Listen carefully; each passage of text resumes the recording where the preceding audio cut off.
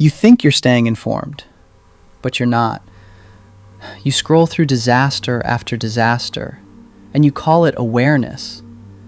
This is how 96% of people destroy their nervous system without realizing it. It's not curiosity, it's compulsion. In the next few minutes, I'll show you what's actually happening inside your brain. This is How 96, where we don't fix you, we decode you. Your thumb moves before your brain decides. Swipe.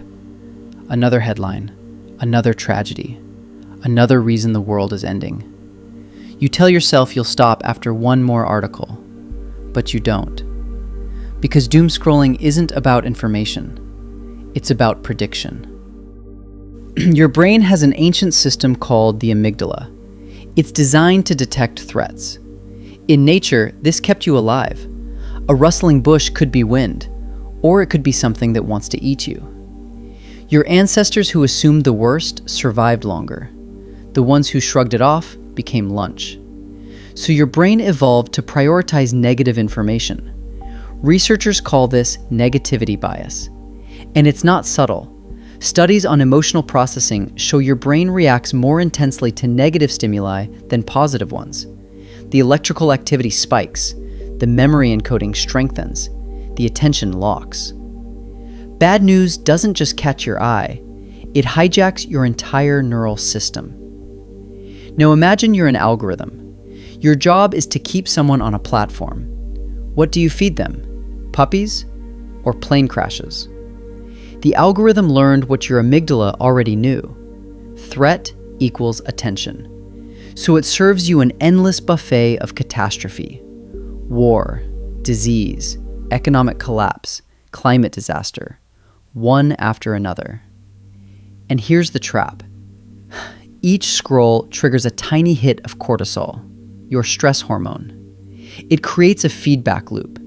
You feel anxious, so you scroll to understand the threat, which makes you more anxious, so you scroll more. It's not information gathering, it's threat monitoring that never ends. Because the threats never end. The feed is infinite. Your nervous system thinks it's preparing you for danger, but there's no preparation, just exposure. Constant, unfiltered, overwhelming. And it feels personal, because it is. Your brain can't tell the difference between a real threat and a digital one. A news story about a war overseas triggers the same stress response as a predator outside your cave. Your body doesn't know the threat is thousands of miles away. It just knows there's danger. So it floods you with cortisol, raises your heart rate, tightens your chest. This is why you feel exhausted after scrolling. You weren't just reading, you were surviving. Over and over, for hours. And because you never take action against these threats, the stress has nowhere to go. It just sits in your body, accumulating, building, calcifying into baseline anxiety. You think the world got scarier, but the world was always this chaotic. You just didn't used to carry it in your pocket, 24 hours a day. So what do you actually do about it? First solution, time box your exposure. Set a specific window for news consumption, 15 minutes, once a day. Not because ignorance is bliss, but because your amygdala needs boundaries. Without limits, it treats every story as an immediate threat requiring constant vigilance. With limits, it knows the threat assessment has an endpoint. This allows your parasympathetic nervous system to activate, the rest and digest mode, the one that counteracts stress. Your brain stops scanning for danger and starts processing what actually matters. Second solution, curate your sources. Algorithms feed you what triggers you, so you need to interrupt the feedback loop. Follow accounts that provide context instead of crisis, long-form analysis instead of breaking news. Why does this work? Because your prefrontal cortex, the part of your brain that thinks rationally, needs time and detail to engage. Doom scrolling activates your amygdala, but bypasses your prefrontal cortex. You're all fear, no understanding. Contextual content forces both systems to work together. Threat recognition plus rational evaluation. That's the difference between panic and preparedness. Third solution: create a physical reset. After you consume news, do something that requires your body. Walk, stretch, push-ups, anything that burns the cortisol sitting in your system. Your body prepared for action against a threat. Give it action.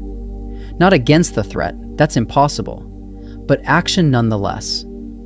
Movement signals to your nervous system that the danger has passed, that you responded, that you survived. This completes the stress cycle.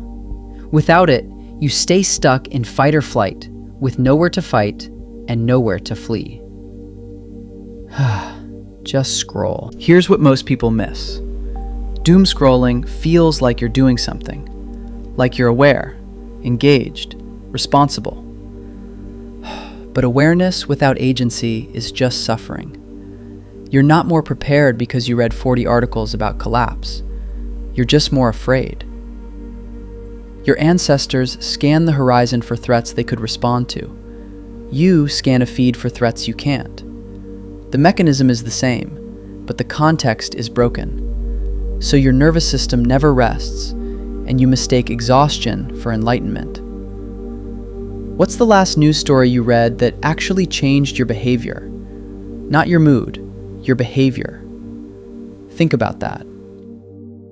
Understanding is power, but only if you stop drowning in information you can't act on. This is How 96.